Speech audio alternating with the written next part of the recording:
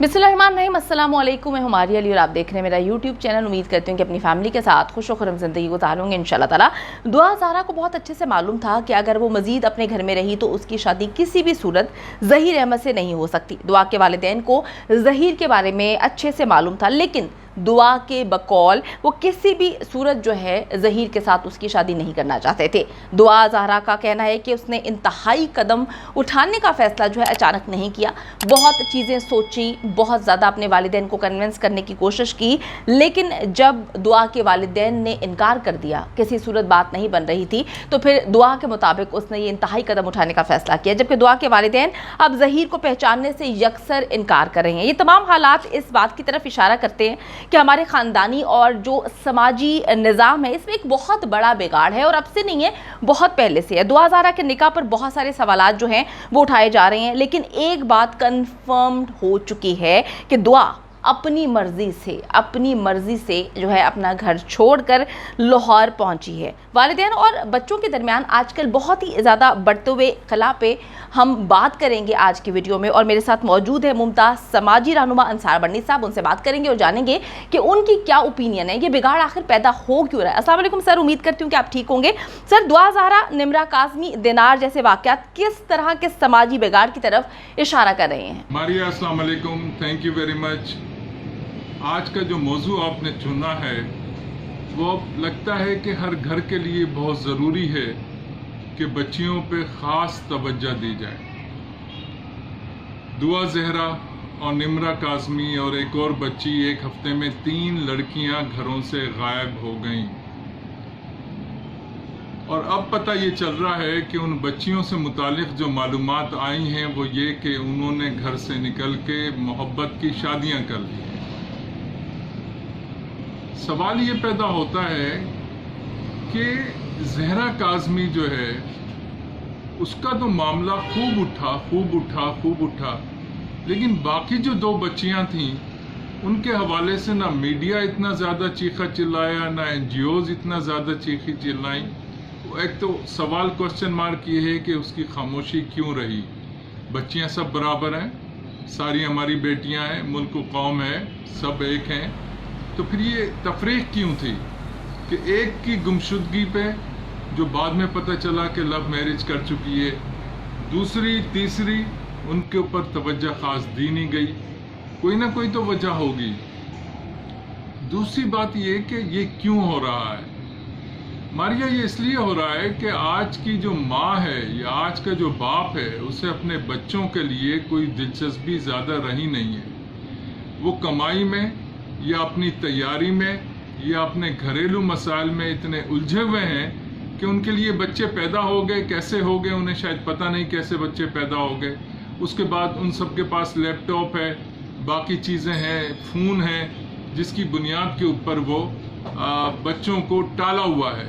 यानी पहली माँ बच्चे की जो लंगोट बांधे जाते थे वो लंगोट कोई ऐसे महफूज नहीं होते थे, उन्हें धुलवाती थी, धोती थी, पहनाती थी, नहलाती थी, सफाई करती थी, उसके दूध का, खाने पीने का ख्याल रखती थी। आज ऐसा लगता है कि शायद हमने अपने घरों में बच्चों को घरों में माँ बाप के होते हुए लावारिस छोड़ दिया है कि फ़ोन या कैसेट उनको दे दिया है या लैपटॉप दे दिया है। 1.5 साल का बच्चा और बच्ची भी आजकल उस लैपटॉप या फ़ोन के बगैर खाना नहीं खा रहे। अब वो क्या देख रहे हैं ये ना माँ को पता है ना बाप को पता है, और कितनी देर माँ बाप देखते रहेंगे कि वो क्या देख रहे हैं। जब 1.5 साल तक का बच्चा और बच्ची इस हाल में है कि इसके बगैर खाना नहीं खा रहे, नाश्ता नहीं कर रहे, दूध नहीं पी रहे। सर, ऐसे वाक़यात से कैसे बचा जा सकता है? मारिया, ये तमाम सूरत हाल समाजी बिगाड़ की तरफ इशारा कर रही है, और समाजी बिगाड़ उसी वक्त बनेगा जब घर का सहन, माँ की गोद जब तक दोबारा पैदा नहीं की जाएगी, जब तक उसमें जान नहीं डाली जाएगी, जब तक जाग पैदा नहीं की जाएगी, उस वक्त तक समाजी बिगाड़ ख़त्म नहीं हो सकता। अब ना वो माँ का सहन रहा है, ना माँ की गोद रही है, ना बाप की शफकत, मोहब्बत और प्यार रहा है, ना वो खौफ रहा है बाप का कि अब हमने NGOs के नाम पे, अब हमने मीडिया के नाम पे, अब हमने ड्रामों के नाम पे ऐसे ऐसे ड्रामे बना लिए हैं کہ میں کون نہیں. اب لڑکی کو لڑکی اور لڑکے کو لڑکا بنا کے جس انداز میں ہم عشق کی طرف لے جا رہے ہیں. عشق ٹھیک ہے, میں عشق کے خلاف نہیں, محبت کے خلاف نہیں, میں بالکل اس کے خلاف نہیں. پسند کی شادی کے بغیر جب تک لڑکی اور لڑکے کو پسند نہ ہو نکاح نہیں ہو سکتا. جب تک لڑکی کی رضا لحاظ اس کے دل سے نہ ہو نکاح نہیں ہو سکتا. میں مانتا ہوں, مگر اس کا طریقہ کار ہے, اس کا ایک گھر کا ماحول ہے. اب لڑکیوں کے خلاف جرائم میں کمی کیسے آ سکتی ہے؟ یہاں تو کوئی جرم ہو ہی نہیں رہا. لڑکی تو خود گھر سے بھاگ رہی ہے کیونکہ اس کو نہ ماں کا پیار ملا ہوگا. جس طرح ماں باپ پہ الزامات لگا رہی ہے لڑکی, اس سے تو یہی ظاہر ہوتا ہے کہ اس کے ساتھ گھر میں ظلم و زیادتی ہوتی رہی ہوگی. یا جس لڑکے کے ساتھ یہ جو مجھے جو ابھی ایک لڑکی کا پتہ چلا, وہ یہ پتہ چلا کہ کوئی پروگرام ہے جس میں سارے دوست ملتے ہیں اور وہ پھر ان پہ ایک دوسرے کے پورے فیملی کے نمبر شیئر ہو جاتے ہیں, پھر ایک دوسرے کو بلیک میل کرتے ہیں, پھر ان کو مجبور کرتے ہیں.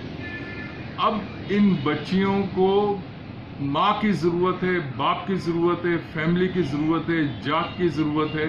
انہیں خود اپنا تحفظ کرنا ہے. ایک لڑکا ہے, اس کو ایک لڑکی مل رہی ہے اور اس کو جو تعلیم دی گئی ہے وہ جات کی تعلیم ہے ہی نہیں.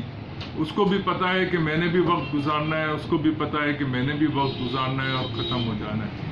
جب تک اس میں سنسیئرٹی نہیں آئے گی, اور سنسیئرٹی اس وقت آئے گی جب جاگ ہوگی, اور جاگ اس وقت ہوگی کہ جو پیدائش سے لے کے جوان ہونے تک لڑکی اور لڑکے کو ماں کی گود ملے گی, باپ کا سایہ ملے گا, باپ کی شفقت و محبت ملے گی, اور باپ کا کچھ خوف بھی ملے گا.